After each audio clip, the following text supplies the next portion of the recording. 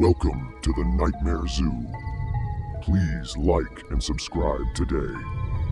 Which cryptid story terrified you as a kid? Sasquatch, werewolves, the Flatwoods Monster? Share the legend that ruined your sleep for a week. Viewer discretion is advised. Leaked sheriff's doc reveals the Rake is now hunting in towns. Mammoth Cave Horror. 2. Sheriff Edwin Hayes. Barron County Sheriff's Department. From Deputy Eleanor Vance. Case file number 23 to 487 date.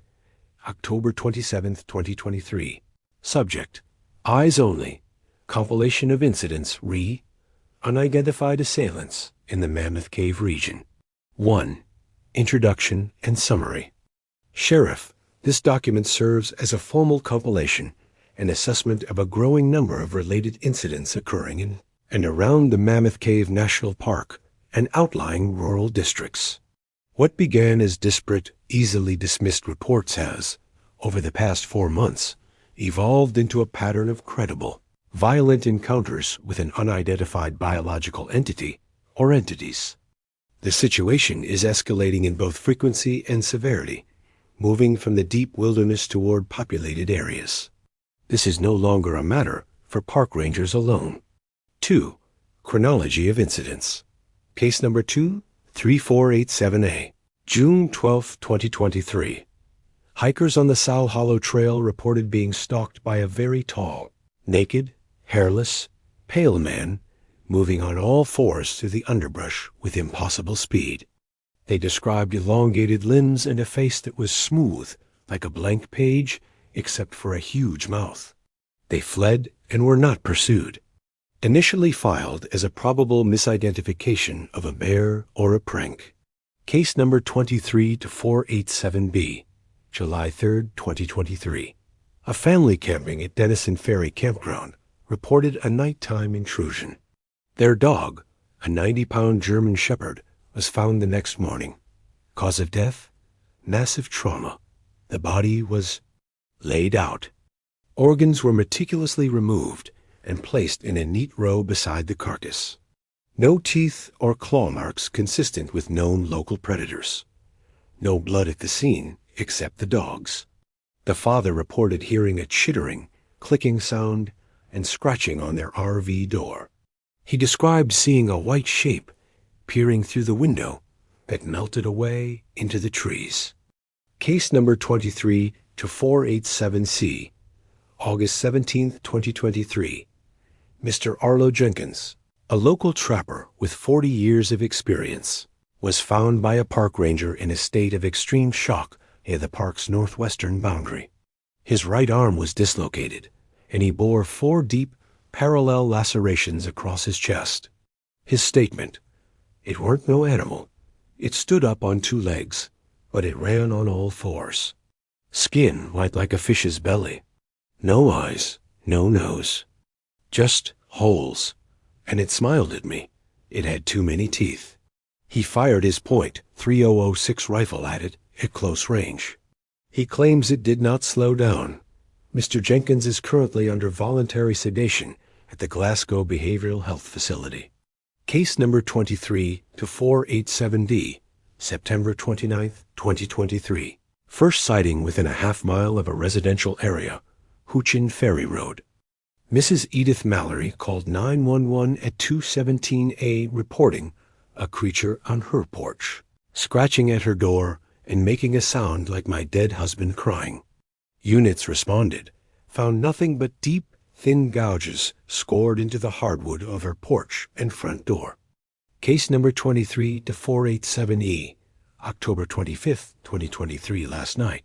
This is the incident that necessitates this report. 2 teenagers, Tyler Finch and Maya Jensen, were parked at the Lookout Point off KY255.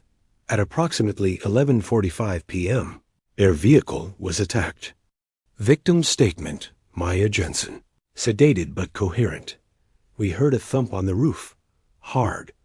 Thought it was a friend messing with us. Tyler yelled, 'Who's there?' Then it dropped down in front of the windshield. It was so fast. Its head, it tilted. All the way to the side, like a bird. And then it smiled. Its mouth just opened, way too wide.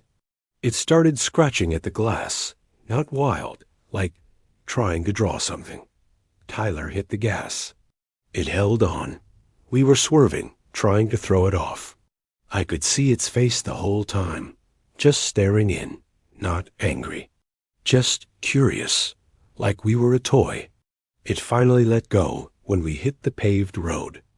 Evidence. The victim's Honda Civic is at the impound. The roof is dented. The windshield is covered in a web of cracks, and upon closer inspection, the scratching on the glass is not random. It appears to be a complex, spiraling pattern. Most disturbingly, forensic analysis has identified a biological substance on the glass and roof. It is not blood. It is a clear, viscous fluid with a high saline content and unknown biological markers. It is currently en route to the state lab for DNA analysis. 3. Description of assailants, compiled from witness statements. Physique, bipedal, but capable of swift quadrupedal movement. Estimated height 6 to 7.5 feet. Emaciated, rail-thin build with elongated limbs and digits. Dermatology, hairless. Skin is consistently described as pale white or gray, slick or wet-looking. Cranium, hairless. Face is described as featureless or blank, except for a wide mouth. Reports of deep, black eyes, or no eyes at all, are conflicting. The mouth, when open, is described as possessing needle-like or jagged teeth. Auditory. Vocalizations are inconsistent. Reports include high-pitched chittering or clicking, perfect mimicry of human voices, often of loved ones, and an unearthly screech. Behavior. Exhibits extreme curiosity and apparent intelligence. Shows no fear of humans, firearms, or vehicles. Attacks seem motivated by something other than predation, a combination of territorialism and a horrific, playful cruelty. It maims, disassembles, and terrifies. It does not appear to consume its victims. 4. Assessment and recommendation. Sheriff, I am a rational person. I have served this county for 15 years. I have never filed a report like this. We are not dealing with a bear, a large cat, or a deranged human. The pattern is clear, and the threat is escalating geometrically. This entity, whatever it is moving out of the deep caves and woodlands, and is now actively engaging with citizens on the periphery of our towns. I recommend the following immediate actions. A mandatory curfew for all rural areas adjacent to the park after dark. Officially cordoning off the most affected trails and areas within the park. The NPS will resist. They must be made to understand, issuing a bolo to all units with the attached description. Officers are to exercise extreme caution. Lethal force is authorized if threatened, but its effectiveness is unconfirmed. Expediting the state lab analysis of the biological sample. We have a contained and manageable situation right now. The public is largely unaware. But if one of these things walks onto the Little League field during night practice, sir, we will not be able to contain the horror or the panic. I fear we are only seeing the beginning. Respectfully submitted, Deputy Eleanor Vance, Barron County Sheriff's Department Attachment. File sec_cam_HFR_092923.png. Image still from a Ring doorbell camera. The image is grainy and mostly dark. A long, pale, thin-limbed figure is caught mid-movement, crawling across the lawn on all fours. Its head is turned directly toward the camera, a stark white blotch in the darkness where a face should be. Oh, God damn it! Where did Sasquatch hide my human finger snacks?